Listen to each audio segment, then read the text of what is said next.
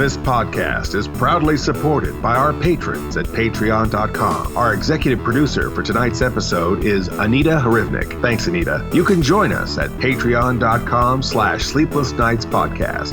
All systems go.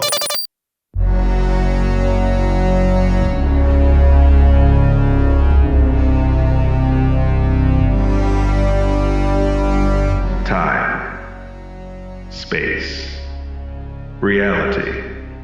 It's more than a linear path. It's a prism. What are you waiting for? Paul, this is a comedy show. I mean, you're not providing any comedy. No, you're doing fine. You're just doing great. No, now we're just straight up plagiarizing the intro. I mean, you're supposed to add some spice to the guacamole. No, I mean, I think this guacamole is pretty spicy as it is. All right, hold on, let me put this aside. All right, ready? And 3, 2.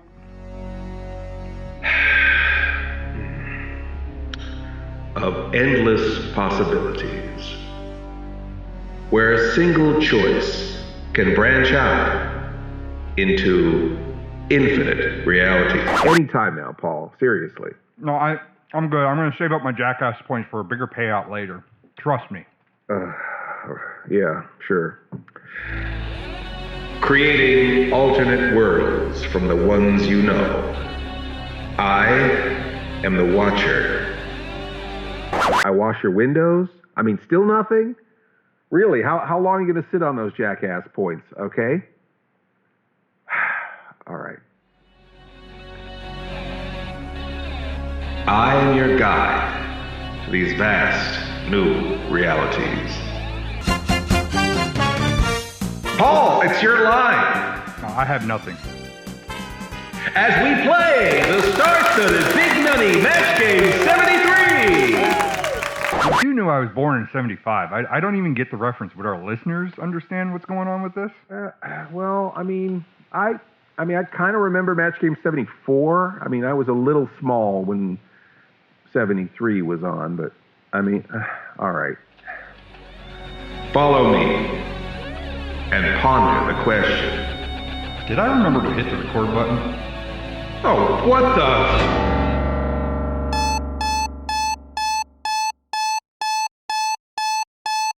In the universe, a foot to the left, Mr. Lobo would have promptly woken up when the alarm went off this morning. But this tale tells the story of Mr. Lobo in the universe a foot to the right. He hits the snooze button 20 times this morning, the same as he would every morning. Groggy and an hour late, he meets his late afternoon with endless possibilities. Oh, what an afternoon. All right, so are you ready over there? You have your coffee in you and you're ready to roll. Well, I got my coffee here. I'll take another swig off of it. All right. Well, I'm gonna slate this a while, and you get that hamster rolling. Hamster rolling? I'm gonna get my caffeine. Gotta get that hamster rolling. Running on the treadmill. All right. Well, looking for that what? Copyright strike. When whatever comes our way. All right. All right. So let me put a little blueberry syrup in this coffee here, and that'll perk me right up. So I'll get this slated a while. So this is episode 106, titled Pantsel. Ready? In 3, 2. Wait. Hold on. Oh, are we doing the Pantsel episode? Yeah, why wouldn't we do the Pantsel episode? I mean, it's been on the list for like months now. We need to get this out of the way before this becomes old hat. I mean, Paul, is there really like a whole like Pantsel culture that's trying to like to get your job? I mean, is there really anybody that cares that you're not wearing pants? Are they pantseling you? Who's pantseling you? Are you really oppressed here? Did you say oppressed or pressed? As in like pressed pants? Well, you can't. You have to have pants in order to have them pressed. Exactly. Ready? In 3, 2. No, Paul, come on. I mean, I think that the whole like PC police thing, I think a lot. It's not like they're meeting every week going, okay, this isn't funny anymore. That's not funny anymore. I think that I don't know. I don't think that's something that people really want. I think people are tired of that sort of thing. Well, I mean, think of it the opposite way. If they hear our episode and they want to cancel us or cancel us. Hashtag cancel Paul Sanders. We will just get that many more listeners. Think of it. We would have 2 more additional listeners because they're trying to cancel us.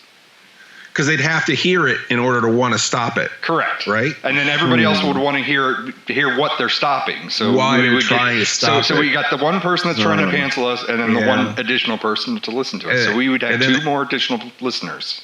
And then our one listener, our one real listener, would have to be defending you, right? Right, unless they're neutral and they don't really care one way or the other. I think we could do something better. I really do. All right, what do you have in mind? What do you have in mind? Okay. Not like we've changed like the script like right before recording like all the damn time, but go ahead. Well, okay, this is it. Okay. Usually, like, I've seen a movie, you haven't seen a movie, or I've seen a show and you've seen half a TV show, or you're one episode behind me. This is one of those situations. I don't know if all the stars are aligned or but you and I are sitting at a moment where we have both seen the entirety of the series What If, the Marvel What If show. So I think we should talk about that. So like, I don't know, what if Lobo strolled in here an hour later than his normal 1 hour lateness? All right. What if people actually listened to the show? What if we actually call this canceled and then we got 2 more listeners? What if you just put your damn pants on and let's just do an actual show? Fine. Ready? And 3, 2. That really hurts. It hits me really deep down. And below the belt? If I had a belt, yes. It would. All right. Well, I'm sorry about that. I didn't mean for a low blow. Not that we want to blow anything if you don't have your pants on. Fine. But let's just try and like I said, I'm not trying pantsel we could do anytime, right? Right. Technically, I guess. I mean. All right. Ready? 3, 2. I really feel like pantsel will really strike a nerve. I think we're right in that pantsel groove. We're in the pantsel zipper, so to speak. I mean, if you think that it's like a now or never situation, if it's going to die on the vine that fast, I don't think we should do it, because it's like the second the episode comes out, pantsel culture will already be bad, old news. I think we need to wait for it to be completely dead and passé, like we did with the fidget spinners on Mr. Lobo Does, and then we can make fun of it because it's passé. All right, well, I guess let's just go with What If, since we have a lack of a better topic, because we're burning moonlight here, so we need to move on this. So ready? And all right. 3, 2, 1. You're not dreaming. You're listening to the Sleepless Knights podcast, or are you? We may be in a parallel universe where Paul Sanders, the pantsless producer, hashtag not pantselled, and Mr. Lobo, hashtag maybe the watcher, as we enjoy this alternate reality of talking about What If, the TV show from Disney. Paul, you've seen this, right? Yeah, I just want to pantsel it right off the gate. I mean, I stumbled a little bit there, but I think we got there. We got it started. I guess. Yeah, I've seen this. I've seen the show. I've actually seen the show. I wouldn't say date and time that it drops, because I'm not up at 3. Well, I am up at 3 o'clock, but the last thing I want to do is watch Disney Plus at 3 in the morning. I'm usually trying to sleep. And if I would put What If on at 3 in the morning, I would be doing anything but trying to sleep. I'd be binge watching. But yeah, I've seen these. At least trying to beat all those people who are trying to spoil the show for you, right, on social media, yeah. Right? Yeah, well, if I were to beat everybody, I would just it's 3:01. Let's get on the keyboard. As I'm watching it, I'm going to just spoil every single thing as it happens the first time at 3 a.m. I'm just gonna turn on my speech to text documentation. Put my microphone up next to the TV, and I'm just gonna hook that right into Facebook, and there you go. That's right. What if Facebook AI wrote an episode of What If by watching the What If episode? We've made a computer watch all the What If episodes and write a script, and this is what happened. So briefly, we've got this interesting concept of Marvel Comics back in the. Did it start in the 70s or did it go into the 60s? I think it started in the 70s, maybe. I think it was the 70s. I think it was 70s, and then it canceled, and then they brought it back in the 80s, and then it was canceled, and then they brought it back in the 90s. I feel like the book like had a lot of stops and starts. Stops and starts. It is interesting because, I remember the comic as a kid. I remember liking it. And I remember liking the Watcher because he's kind of a horror host. Mm-hmm. He's sort of this like omnipresent spectral narrator. He can see everything. He can't be involved. Kind of like the Phantom Stranger in the DC comics. Right. And he would tell you these tales of things that could happen. What's funny is a lot of those things from the comics actually happen.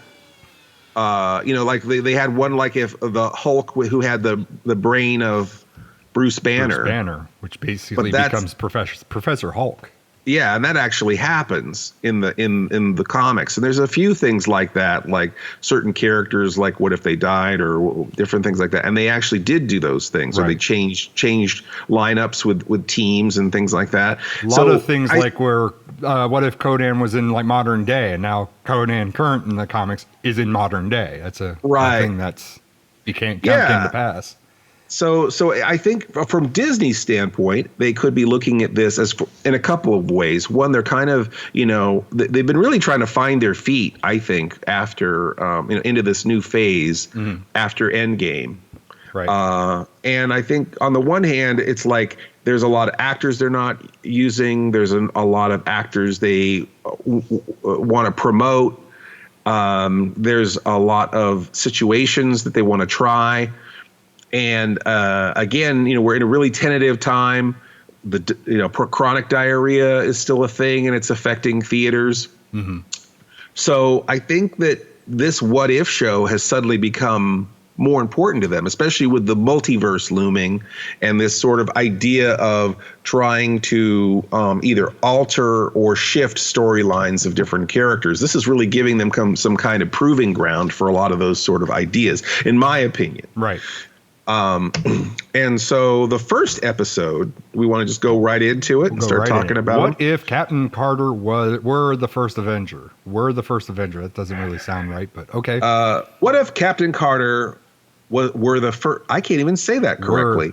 Wasn't that was? It is were though. It is. Were. That's the name of the episode. I know. What if Captain Carter were the first Avenger? And even though that's hard to say, and it not sound weird, it was a pretty cool episode. Right. I thought it was really interesting, and a lot of these follow this format. It seems like all these branch off the movie cinematically. It doesn't really quite give you a lot from the comic worlds off that we, at least not yet. Right. They don't want to assume that you know the comics. They want to assume that you've watched all the movies. And if you haven't watched the movies, well, this may spur you on to watching all the movies.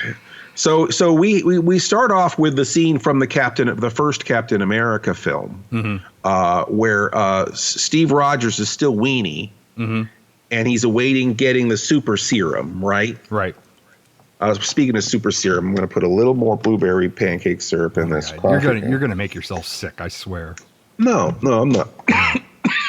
I'm not. I'm going to make myself sick. So anyhow, Rogers is weenie. Mm-hmm. His girlfriend is there. Right. Peggy, right? It's Peggy. But speaking of Steve Rogers, I know like all these voices are pretty spot on, and I know that they tried to get everybody to do their roles that were in the movie. Well, that was Chris Evans, wasn't it? No, it wasn't. It actually wasn't Chris Evans that was Steve Rogers. It was actually a different actor, which makes sense because Chris Evans pretty much expressed that once he was done with Captain America that he was going to peace out, and that was kind of it. I never heard any of that. Yeah, the actor who actually did the Steve Rogers is actually the actor who took over for Hugo Weaving when he peaced out and decided he wasn't going to do the Red Skull anymore. So he did the Hugo Weaving voice in Avengers: Infinity War and Endgame. And then he's Wow. So he's both the bad guy and the good guy. Yes. He's Captain America or Steve Rogers and the Red Skull. Yes. He gets to double dip those guacamole chips. Double dip that is spicy. So, and that's pretty neat. I mean, when I saw him in Knives Out, Chris Evans in Knives Out, I wasn't thinking, oh, he's branching out forever and he's not coming back. I was just thinking, since they weren't having him as Captain America, because even in Free Guy, they have a Captain America reference in Free Guy, and I mean, Chris Evans. Well, spoilers. It's just a reference, but Chris Evans is just Chris Evans in it, who he just seems annoyed. So I guess that doesn't necessarily mean anything. They just show Chris Evans being annoyed for 2 seconds.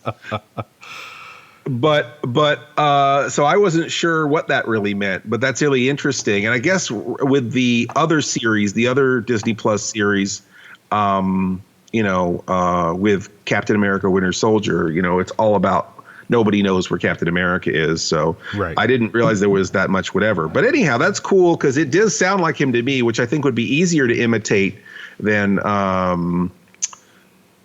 Tony Stark, who they have in other episodes. Now we didn't even get there yet, and now you're already spoiled. That doesn't sound like Tony Stark. But he can do a lot of Robert Downey Jr. is very good at doing impressions, but his voice I've never heard anyone do an impression of. So it's very, very it kind of jumps out that it's not Robert Downey Jr. Or maybe it's just because we know it's not Robert Downey Jr. Because in the case of this, I did not know it was not Chris Evans, and I fully accepted it. Right. So anyhow, what ends up happening, he doesn't get the serum. Mm-hmm. That's what we do know. Right. He doesn't get the serum. He instead Peggy gets the serum because a spy ends up injuring him. Right. Yeah, she gets the serum, but it was one event she did. I think in the movie she goes up to the booth, but in this one she decides to stay down where everybody else was. So she foils the plot of him blowing up the project.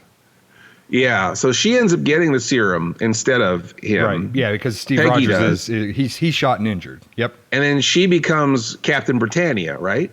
Captain Carter, because I think they want to stray away from Captain Britain because Captain Britain is a Marvel property. I mean, she's got like the whole Union Jack on her chest and everything. I guess, but I feel like they want to brand her more so. I mean, I was calling her Captain Britain the entire time until I realized that they've been calling her Captain Carter. She could be Captain. If they already have a Captain Britain, she could be Captain Britannia. No. Right. Or how about she could be Encyclopedia Britannica. How about we discuss this during break? How about Encyclopedia Brown? She could solve mysteries in a string of children's books. No? No. I mean, this is What If, right? This is all about the possibilities. All right. Well, we're going to straighten that out. We've already jumped into the first episode of What If. There's actually a lot more to say about this first episode because Steve Rogers is not out for good. He actually gets to do some superheroing too, and we will talk about that when we come back with more of the What If edition.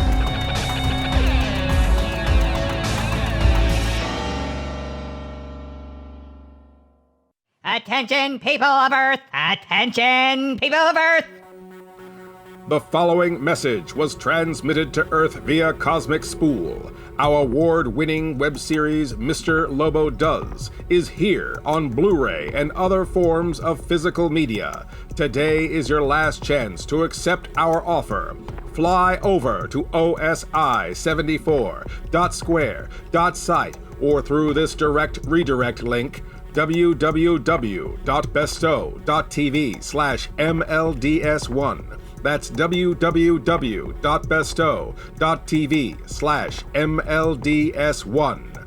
There you can place your order and secure your copy of the Mr. Lobo Does Blu-ray or 2-volume DVD set. Earthlings, you have less than 24 hours to comply. And just to show we are serious, we will now destroy another neighboring planet that did not meet our demands. Release the death ray!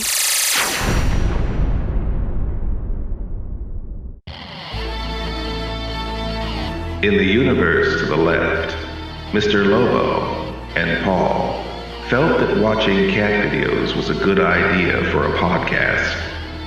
It wasn't. Fortunately, we're in the universe to the right. It was slow going at first, but fueled by caffeine high, this universe's Lobo and Paul are on a roll and making up time.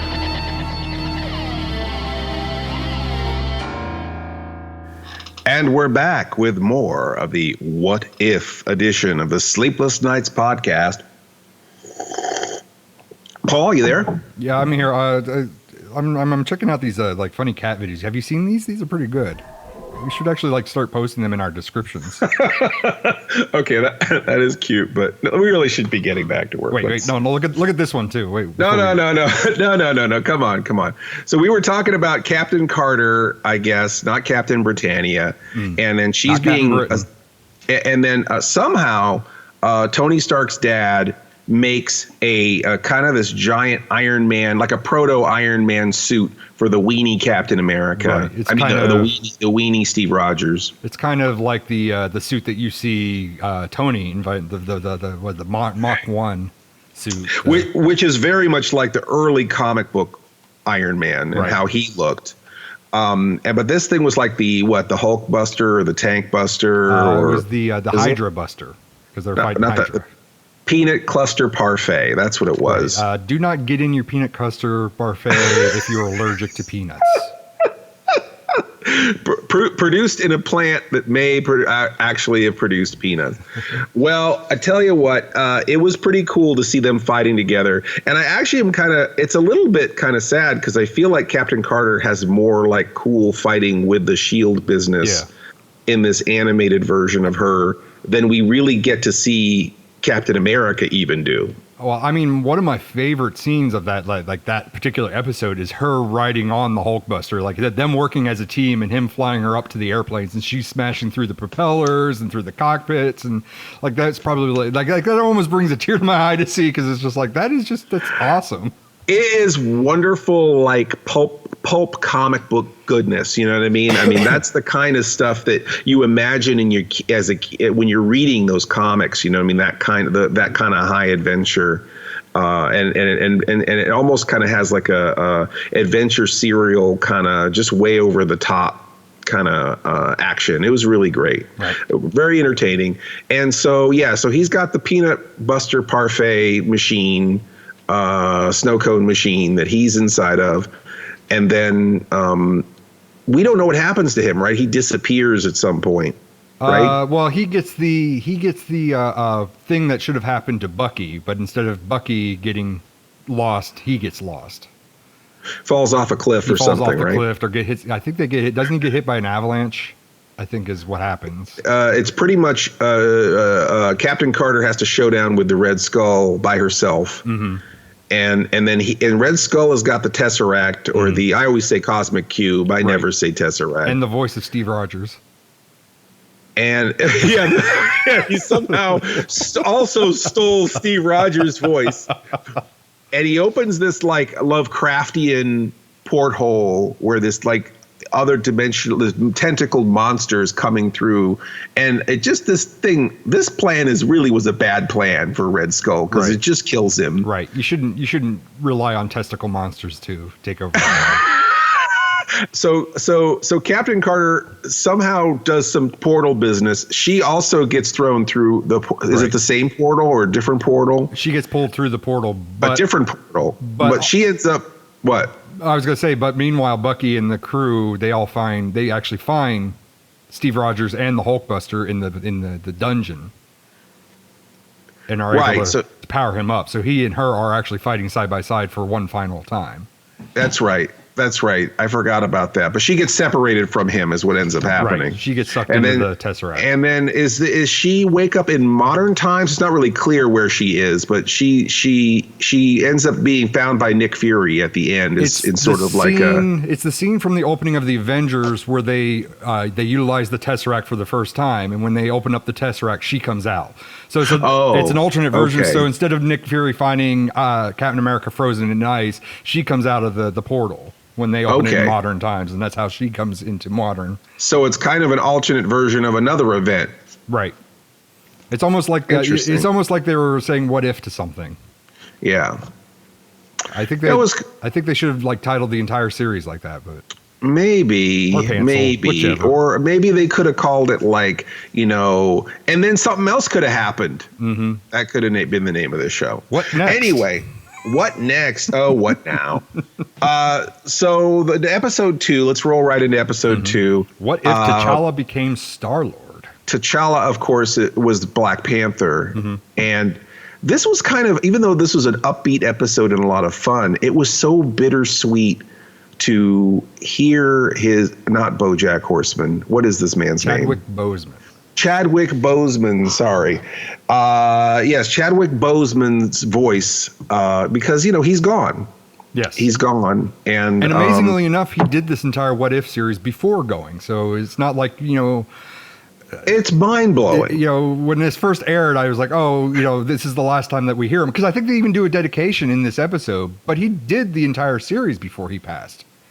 It's not just this episode. So you almost feel like you're in an alternate universe, because here's this person who is long past. No one even knows what's going to happen to Black Panther in the movies yet. And then we're hearing the voice of what's the T'Challa. We're hearing the voice of T'Challa throughout this. Yeah, now he's Star-Lord. And what's interesting about this, which you would have thought this was written after he passed because of the way the story is, but he has such a positive influence on the Ravengers, or the Ravagers, I guess, not Ravengers. He has such a positive influence on them. They're all kind of different people, really. Right. And he has this confidence and this leadership that they're like Robin Hood, really, where they're stealing from the rich and giving to the poor. Right. And then they have this job where they're trying to get the embers of Genesis, right? Which is some sort of like seeds? Yeah, something like that. From the nowhere, right? Which is the collectors. How cool base. was it? Was like T'Challa was like the exact opposite of what Peter Quill was. I mean, it's just like you get two different universes where one's like a little bit more bold and they respect him, and the other one's like he's like, but I'm Star-Lord. Who? I mean, it's like those jackasses an inch from the top. If they were to do something like this, and we were like much better than them or something. Oh yeah, those guys like a foot to the left or an inch from the top. The versions of us, I mean, they would be falling on their face all over the place, I suppose. I would imagine, because I mean, rightly, we must be the center of our own universe. Right. It can't be about anyone else. So, okay. All right. So let me tell you this. So I really love this episode. I really thought Thanos almost stole the episode, because it was so funny to see him as a good guy, be part of the Ravagers, and telling, and every once in a while trying to lean the conversation towards his philosophy of, hey, what if we, did the snap and got rid of half the population? This is a great idea. It's not genocide. It's random. It's not genocide. It's random. Dad. And I love how his daughter, is so embarrassed. It's like, oh, Dad, just drink your beer and shut up. I like another aspect with Nebula too, where the Collector has her eyes, so the Collector's responsible for her missing eye, which seems like something that actually could carry over from all the universes. That could be a backstory that actually is kind of in truth. It could be one of those unchangeable points that they talk about in the Doctor Strange episode. Right. So that was very cool. Love the episode. Very heartwarming and very fun. A lot of action. And Howard the Duck. Howard the Duck was killing it. I loved seeing Howard the Duck part of the story, and he gets freed accidentally during the whole Collector nonsense. Disney and Marvel who don't love Howard the Duck and want to bury Howard the Duck, and he keeps coming back. Yeah. With more and more lines and more screen time. Yeah. I love it. I love it. I love, and that's how he's supposed to be. He's supposed to be kind of abrasive and a thorn in everybody's side. And I like the fact, and it's weird because they kind of make him a little classier than Howard the Duck. He always has a martini or whatever, you know. I guess they didn't want. Probably because they didn't want to have him have a cigar, right? They didn't want him smoking. Probably. That was probably a compromise, right? Okay, we can't have him smoking. What if he had a martini? What if he had a drink? That's a thing that they changed in the comics towards Wolverine. He wasn't allowed to, he used to be shown always smoking a cigar, and they eventually got rid of that for didn't want children to pick up smoking habits. So Wolverine eventually. So I'm assuming that's probably the same dealio. I guess. Because Howard the Duck, Wolverine can't die. What I don't know why that would be a bad influence, but okay, whatever. But I guess because a martini could be anything. It could be water. It could be just sugar water. Yeah. It doesn't. Duck. It could be duck sauce. I guess. Gross, but.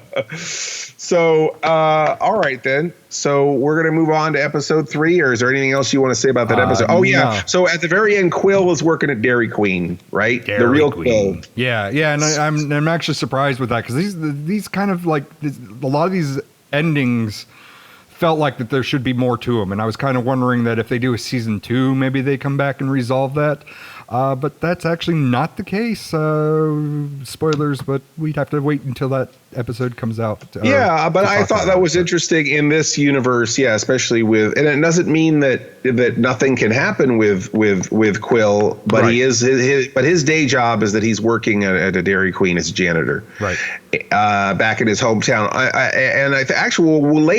Later, doesn't his dad show up at the Dairy Queen? His dad shows up at the Dairy Queen. Yep. And he's like, "Oh, son." And see, that's something that we didn't talk about, is that in the beginning with these first 5 episodes, especially, they seemed like it was somewhat nebulous whether they were just individual episodes or whether they were building on something, and that somehow they were kind of since a lot of the episodes had kind of a weird downbeat kind of Twilight Zone ending, it was sort of uncertain whether they're going to be picked up and carried into something else or not. Right. And then about halfway through the series, it becomes clear that it's all sort of building towards something. Building towards something else. Correct. Yeah. Although there's still some that still have their nebulous ending and still could have sequels to them. So. And so the 3rd episode is going to be probably something we should talk about when we come back, right? Correct. All right. Boy, we're having so much fun with this. I mean, the time is just going so fast. It's like we're in a different universe. It's like time doesn't even flow the same way anymore. Anyhow, maybe let's run this through Abacus and Gal and see if they can make some sort of sense out of it, because it does feel a little weird, doesn't it? Things feel a little weird. Do they feel weird to you? Sure. All right. Well, we're gonna think on that. And why don't you think about these next messages?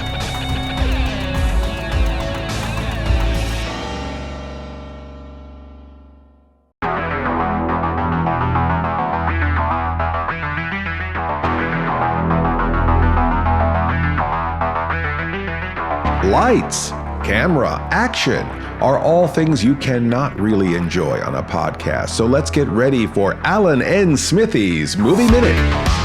Spaceman from Pluto, 1985, was the brainchild of Robert Zemeckis and Bob Gale and produced by Steven Spielberg. After failing on their first project together, 1941-1979, Columbia Pictures picked up the trio to make Spaceman from Pluto, starring brooding actor Eric Stoltz of Mask, 1985, as Marty McFly, who goes back in time via a refrigerator and a nuclear explosion, invented by Professor Emmett Brown, Christopher Lloyd, and his pet chimpanzee Shemp. Stuck in 1955, Marty mistakenly starts a budding romance with his mother, Lorraine Barnes, Leah Thompson, that could erase him from existence. The end of the film shows the tragedy in the aftermath of Marty getting his parents, Lorraine and George, back together, as Marty has to come to grips of a world he no longer knows. Much like the nuclear explosion that sent Marty McFly back in time, this movie was a box office bomb, ruining the bright future of these up-and-coming filmmakers on projects yet to come. Maybe they should have tried it as a comedy. You can catch the reboot this fall, Sony's Space Women from Pluto, on Space Netflix. Aaron? Sucks.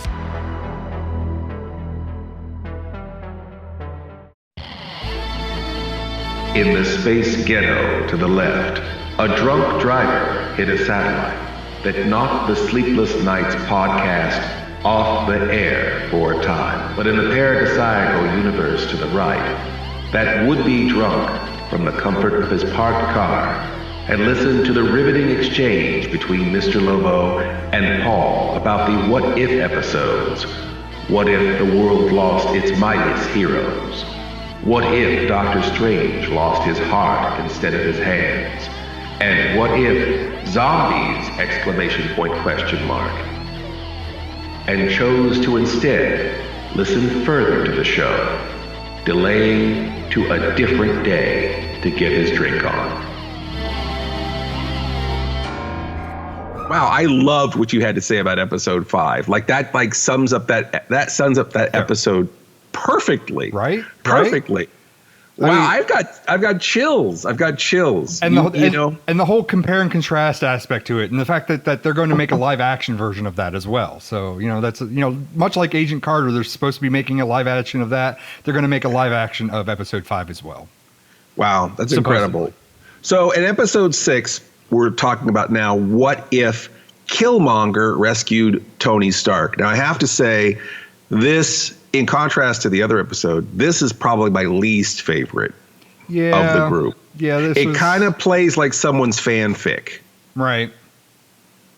And I mean, it's just the whole idea that it was just basically the Black Panther just executed days earlier, months earlier, years earlier than actually what happened in Black Panther, and he still kind of gets his goal. Yeah, and it's kind of like, I mean, really, we just knew from the get-go that Killmonger was just going to become Black Panther.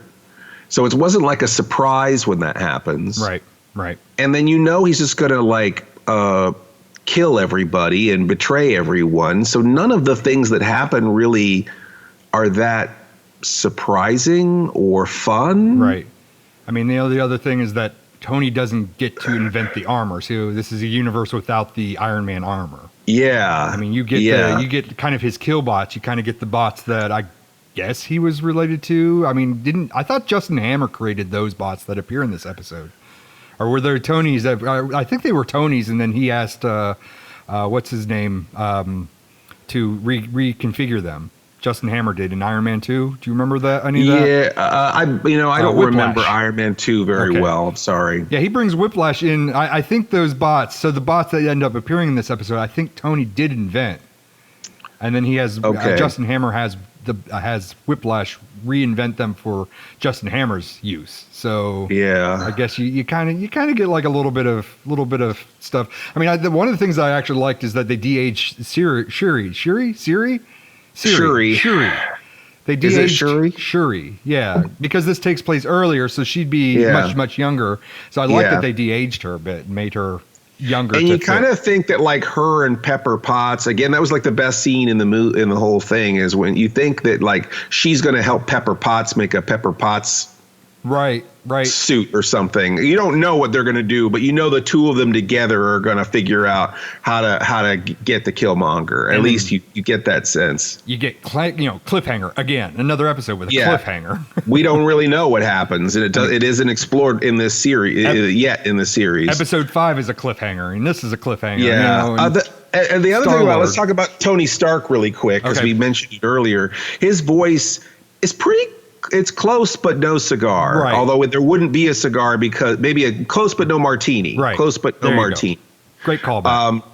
But yeah, I mean, like again, that's not an easy voice to imitate, and it's clear it couldn't be anyone else. They did a nice job, but yeah, it's not Robert Downey Jr. Right. It sounded like it needed a little bit more bass. You need a little bit more peanut butter in his bass, I think. More peanut butter in his bass. A little bit too trebly. Is that a word? Yeah, he had some Grandpa Nana corn chips in his bass. But Yeah, and yes. I'm not surprised, and I'm not surprised that Jeff Bridges didn't come back for Obadiah Stane, but I was really surprised. I thought, especially Thaddeus Ross, I thought was William Hurt, and it wasn't. Is it William Hurt? Oh, really? Yeah. And that wasn't Pepper Potts either? And that wasn't Pepper Potts either. No, those were voice actors and actresses, but they were. That's shocking because I would have only guessed that Tony Stark was a replacement. I would have guessed that everybody else was their original voices. Right. Okay, episode 7. What if Thor were an only child? It's kind of like what if Thor were a party animal? Yeah, party on Thor. This was like a 80s sex comedy with Thor or something, because he's just in Las Vegas drinking it up and bringing out the showgirls, and I feel like it was gonna be like Weekend at Odin's or something. Yeah. That's what I felt like where it was headed. Honestly, after episode after episode after episode of grim and gritty and grim and like every even I guess Star-Lord was lighthearted, but it still kind of had this grim post-credit credits. The Killmonger one was really that was grim. The zombies was grim, just, and then you kind of got this, and this was just really lighthearted, and I was enjoying every minute of it because it was lighthearted, because it was like this was a breath of fresh air. They were smart. They were smart to have that there, and I think they moved that episode. I think they moved that episode up or moved it into a different place because they knew that people would need a break. And whoever's decision that was, good on you, because after the Killmonger one, this was just what the doctor ordered. I love that episode, and I laughed out loud too. I had a good time. As silly as it was, I had a great time watching it. Yes. And it did remind me of the old Twilight Zone, where they would really mix it up and then do like an episode with a totally different tone. And this was definitely that. Well, the fact that his girlfriend would tell his mom on him, and his mom was coming to punish him, and he has to convince everybody to clean up Earth. Earth. Yeah, it's like risky business, right? You got to get everything in place before mom comes home. Yeah, it's really good. And the whole face-off between Thor and Captain Marvel, where it's like, on my planet, we have a word for you, party pooper, and everybody's calling her party pooper. yeah, chanting it. Yeah. That was really fun. That was really, really good. And again, that was that Hemsworth doing Thor? Yes, that was Chris Hemsworth. That was doing Thor, believe it or not. And it was Natalie Portman. I actually had to look it up. It was Natalie Portman. It was Kat Dennings. It was all the characters. Wow. They all came back. Oh, wow. So they all did their voices. And that was, I didn't check Helena. Now, what about Loki? That couldn't be anybody else. Well, Loki is Tom Hiddleston, but I don't know if Helena was Tom Hiddleston. Yeah, that's I don't right. know if that was Renee Russo. I don't know if that was her or not. That's the only one I don't know. And then Odin was sleeping, so they didn't need to get right. They didn't crap. They didn't want to wheel him out of the retirement home, get him all cranky. Gosh. Come on. Silence of the Lambs. Hannibal Lecter. Yep. There we go. Hannibal Lecter. Got it. There it is. Got there. Anthony Hopkins. There we go. And I'm going to take another sip of my coffee here. It was William Hurt, by the way. That was Thaddeus Ross, by the way. I think that's awesome. The coffee is wearing off here. I'm going to take one more sip. I mean, it wasn't William Hurt that did the voice of Thaddeus Ross, but it was William Hurt that plays Thaddeus Ross in the movies. Yeah. Now that I cleared that up. I had to make sure that was named, because there's another Good Hurt. job. There's a different Hurt, the one that's from V for Vendetta. Everybody hurts. Okay, come on. Mm-hmm. Now let's move on to episode 8. Or do we want to do the Lost episode? Oh, there is a Lost episode. Is it Lost in this universe? It is lost in every universe, I believe. Oh, it's lost in every universe? Because I thought we were just going to talk about it as if it totally existed. Well, we could. Maybe there's people that the intro off the top probably would talk about it like it existed. Maybe it exists for them. Okay, all right. So those of you listening to the universe, the inch off the top, you get to hear about this episode as it happened, but we didn't get to see it. It's actually kind of weird is that they actually made toys of this episode that didn't air. There's actually like a Hulkbuster that has the paint on the armaments and stuff like that. Oh, interesting. This mystery episode. So talk about the episode. Tell us about this mystery episode. So it's supposed to be Gamora and Tony Stark teaming up, which actually has impact on the final 2 episodes. Final episode.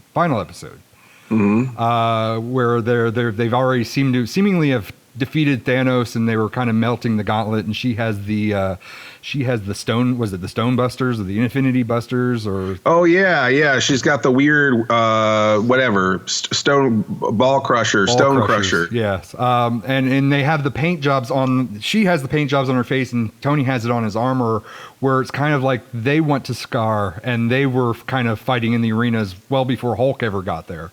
So it seems like that they got to there, and they were part of the Grandmaster's plan. And like I said, they released toys of it, so the Hulkbuster actually has the paint on them, and it includes characters that you didn't see in any of the What If episodes, like Valkyrie. Valkyrie's included in that playset, but I guess because of chronic diarrhea, this got delayed and they couldn't get it out on time, so they're just like, we're just going to release this in season 2.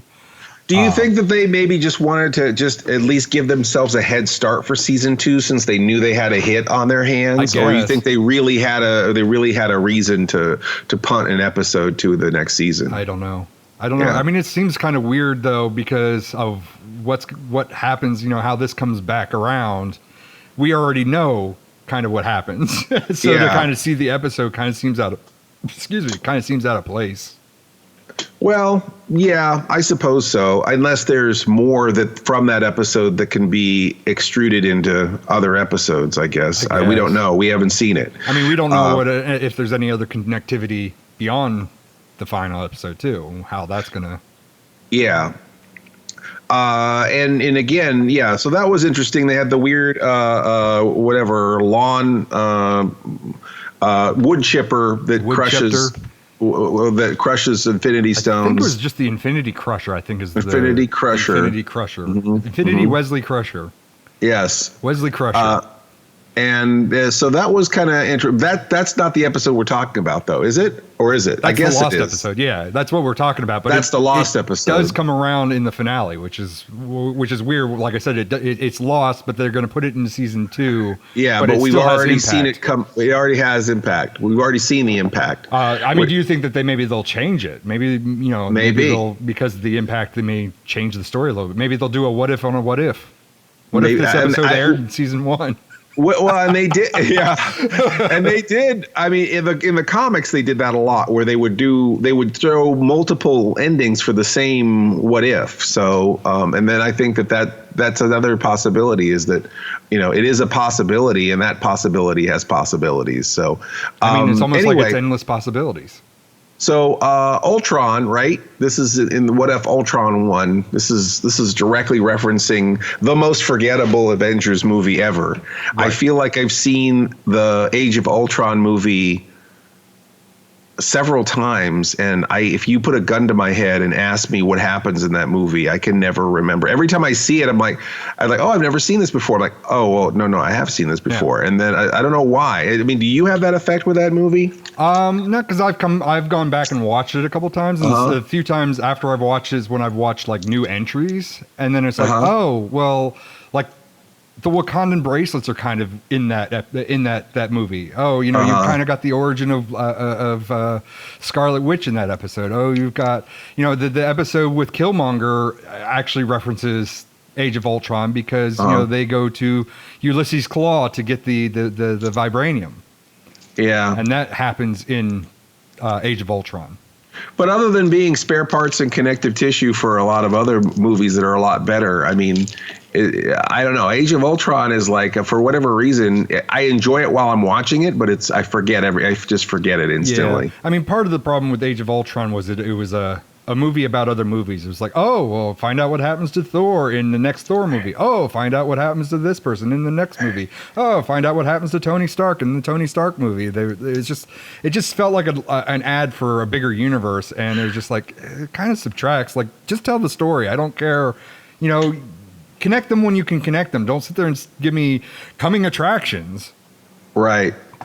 Well, what ends up happening, of course, is Ultron, he ends up conquering our universe, but then he discovers that there's a multiverse. Yeah.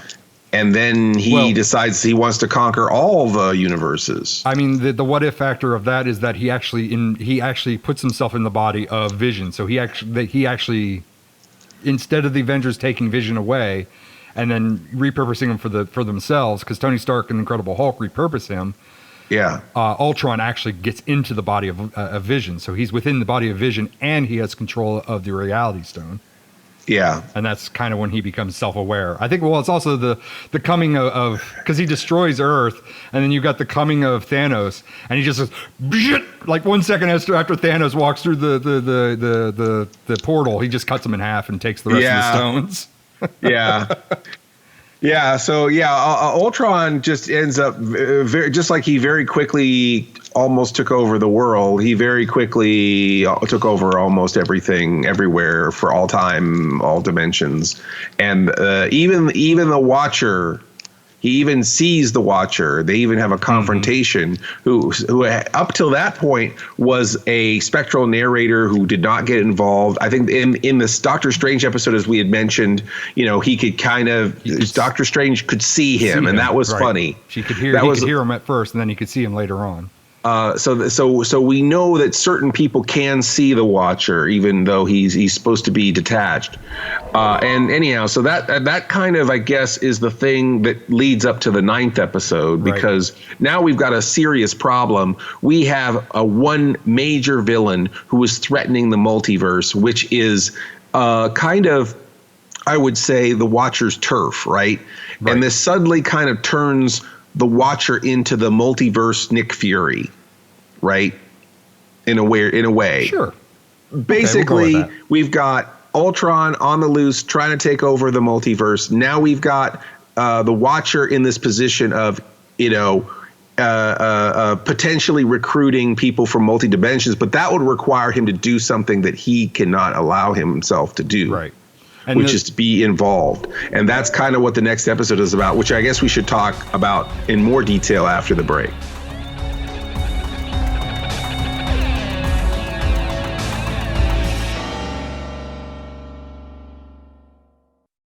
Hey, Mr. Lobo, I'm trying to buy a Mummy and the Monkey t-shirt for Miss Mittens, and I'm having trouble with getting on the OSI 74 shop. Well, first thing, Paul, you're staring at a blank page. We don't have our Store Etsy or ePay shops anymore. We have a Square site now. Well, that's good, because my monitor's square. Actually, it's more like a rectangle. Will it work on rectangles? Secondly, we don't have the Mummy and the Monkey shirts on our site, okay? They have their own stuff. The OSI 74 shop is where you're going to find all our official in-house Outer Space International merchandise. The OSI 74 astronaut t-shirts, stickers, patches, posters, autographed Cinema Insomnia DVDs, and all our CI stuff like Mr. Lobo's coloring book and the Monster Match card game. I mean, you can even get a glow-in-the-dark Mr. Lobo shirt. Huh. And what about stuff from the other OSI 74 shows? Well, the OSI 74 Square site is also a hub to jump off to other shows and on-demand items for many of the weird, retro, and fun programs on our OSI 74 Roku channel. But if you're looking to buy a gift, I mean, why don't you keep it in the family and get a glow-in-the-dark Miss Mittens t-shirt for the Mummy and the Monkey? I hate to be the one to break it to you, but they don't really watch your show. But I'll take a 62 triple extra large shirt. Can I get the producer's discount on that? Don't be like Paul.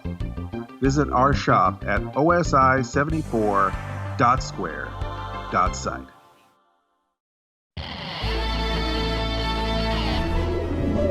In the left-footed dimension, these morons read entries from Wikipedia, while in the right-handed universe, they're wrapping up early in what will be their best episode ever. It will win awards and bring about world peace.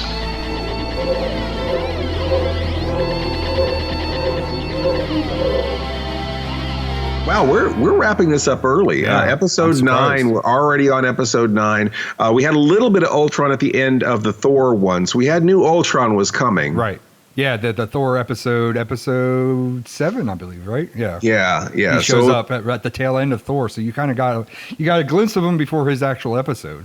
And then he surprised the Watcher, didn't he? I don't think the Watcher was expecting him. No, the Watcher was surprised, and then that kind of plays into that 8th episode, which we just did talk about, where he takes over the multiverse, and I guess that's him stepping into Thor's universe, that particular right. It's starting to bleed over universe, And then, so now we get to the Watcher kind of being the multiverse Nick Fury and doing a call to arms because the name of the episode is What If the Watcher Broke His Oath? Yes. And so he gets involved and he basically goes and recruits. Right. You have been chosen. He just shows up in several of the universes we've already seen. Right. And like one of the episodes where we were talking about Peter Quill, you kind of see the aftermath of Peter Quill where basically his dad was about to destroy him and Black Panther version of Star-Lord saves him and then he's pulled out. So you do kind of get a resolution to that episode. Yeah, you do. You do. You peek into Killmonger and how he's basically just destroying Wakanda, which we never really got to see either in his episode. Right. Yeah, so it does give you a lot of business carrying over from the other episodes that we saw. And basically the Watcher he recruits Strange Supreme, Captain Carter, the T'Challa Star-Lord, Party Thor, Black Panther Killmonger. Why would he pick him? That's what I don't understand. Like, what was so great about the Killmonger Black Panther that he needed to be chosen for this team? Well, I think it's the resolution of what Doctor Strange comes to, where it's like we're not supposed to win. Yeah, and I think that was the resolution, was that he knew, because he's the Watcher, so he kind of knew that Doctor Strange would throw Harlem Zola and Killmonger into another pocket dimension, and since he's pretty much fucked for the rest of his life, he's to look over this pocket dimension. So these are all the losers, basically. Yeah. This is like almost a Suicide Squad kind of situation where you're picking all of the black horses, right? Right. I don't. Can I say one thing though? Yes. Guardians of the motherfucking multiverse. Oh my God. When he said that, I'm like, yes. I did get a chill. I have to admit, I got a nerdy chill up my spine. No, not the Defenders or not any of the others. No, we don't call back. No, Guardians of the motherfucking multiverse. Of the multiverse, yeah. And then we got Gamora in there too. Yes. The one who killed the variant that killed Thanos. Right. And then she's got her peanut buster of her own, the stone smasher machine. Her peanut buster and jelly.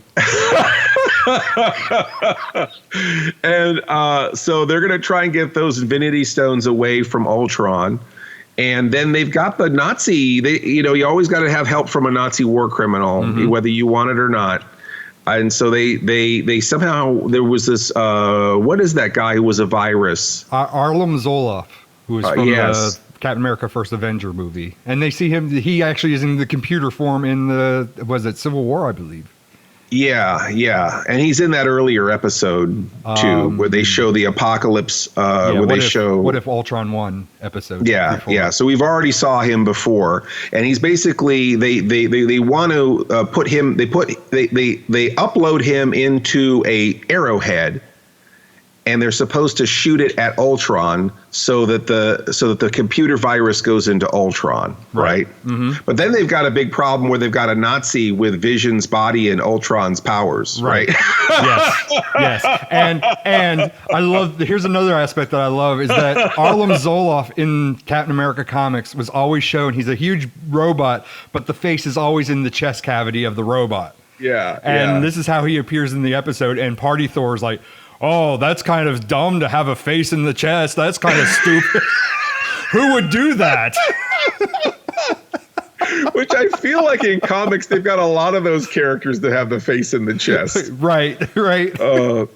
But yeah, MODOK is kind of like that too, in a weird way. Yeah, MODOK is a giant head. He's a giant head. He's with just a head arms. With arms. Yes. I guess having a head with arms is sort of like having your face in a chest. I guess because he doesn't have a body. He's just a big head. Because he doesn't have a body. Yes. He ain't got no body. Well, the Krang is kind of like that too, where he's kind of like he's got a brain in his stomach. Right. But yeah, anyhow, so they've got that problem, and then they even got a bigger problem with Killmonger, of course. Right. There's a lot of double, triple crossing in this ending here. Right.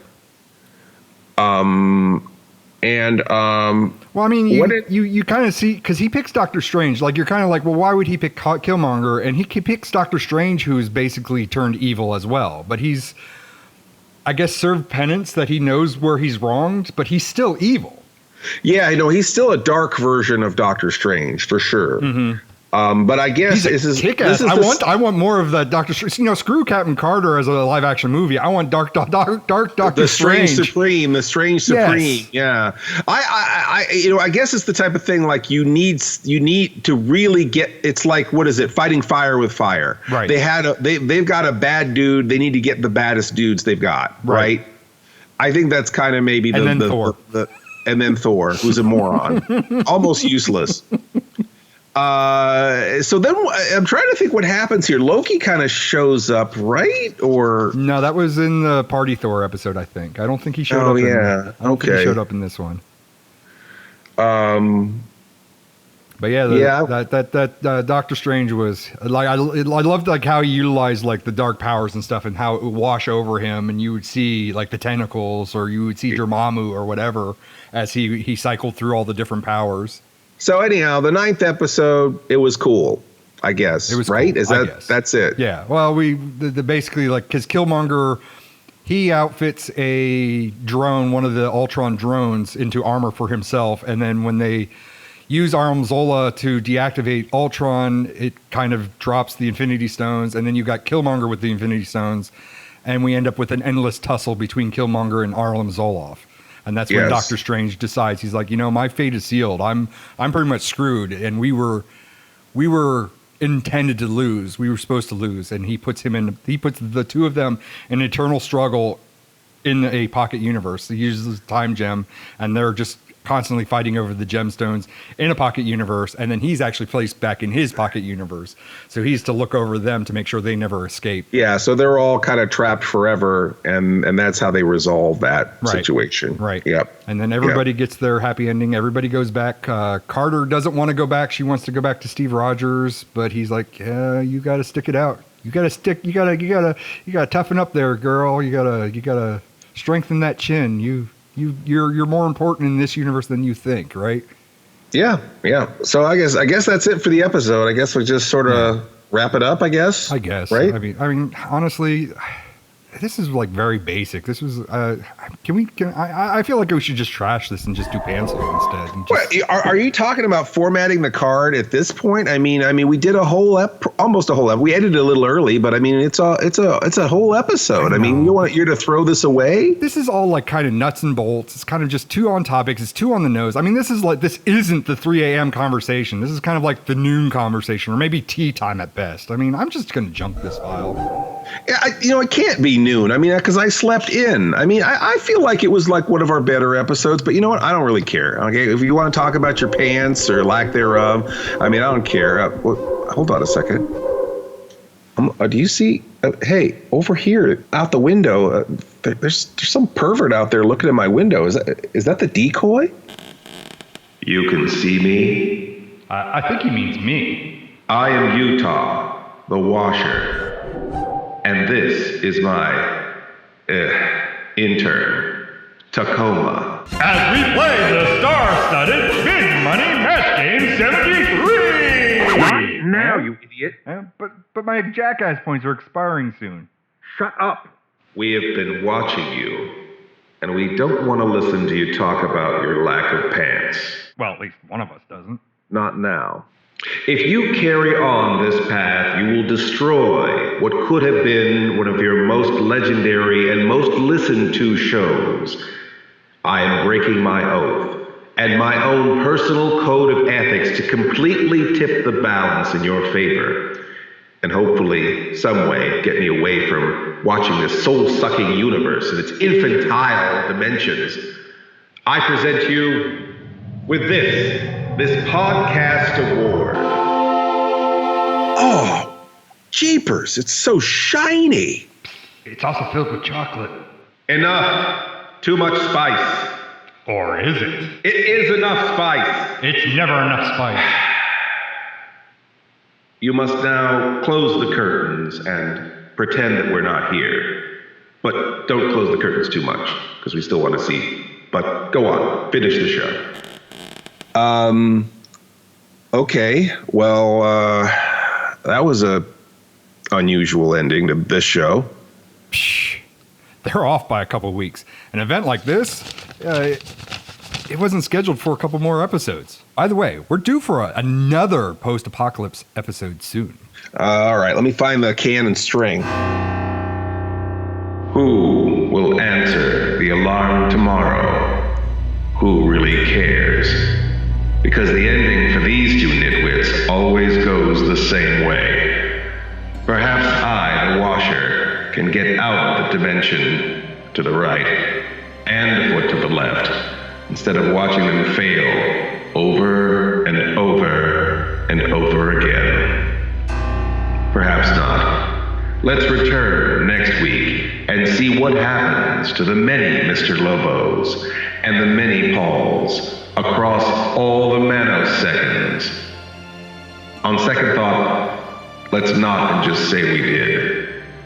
Until neither, I am the...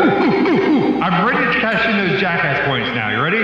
Da da da da da da da da. Why are we singing? I think you're already 100 jackass points in the hole.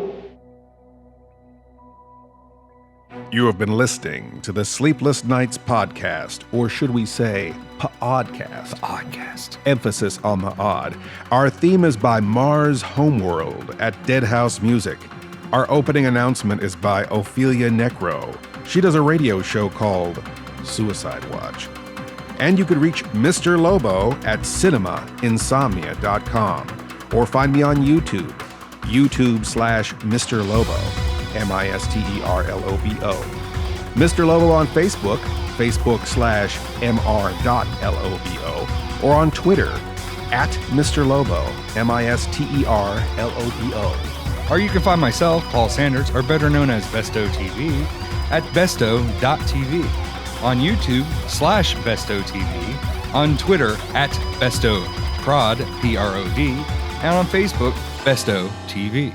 If you want to place an advertisement with this podcast, and gosh, why wouldn't you? We could be talking about you right now. Contact us, Mr. Lobo at cinemainsomnia.com. That's MRLOBO @CINEMAINSOMNIA.com. Or support us on Patreon. Patreon supporters get to hear this podcast before anyone else, and a lot of other great stuff, right, Paul? Sure. Because you get it better than that, right? So come join the fun at patreon.com/Sleepless Knights Podcast. That's patreon.com/Sleepless Knights Podcast. Please stay up with us next week for another Sleepless Knights podcast. Or should we say, pODDcast. Pa'odcast. The best thing about being an insomniac is never having to say goodnight. It's time now for the show to begin. Thank you. Have a very pleasant evening. You're not dreaming. You're listening to the Sleepless Knights pODDcast. Due to a mishap between Miss Mittens Alpha and Mittenzilla, we're broadcasting from a dimension an inch off the top. I'm, of course, Dixie Delamorto, and I'm here with Head Najar, Aaron Lane. It sucks.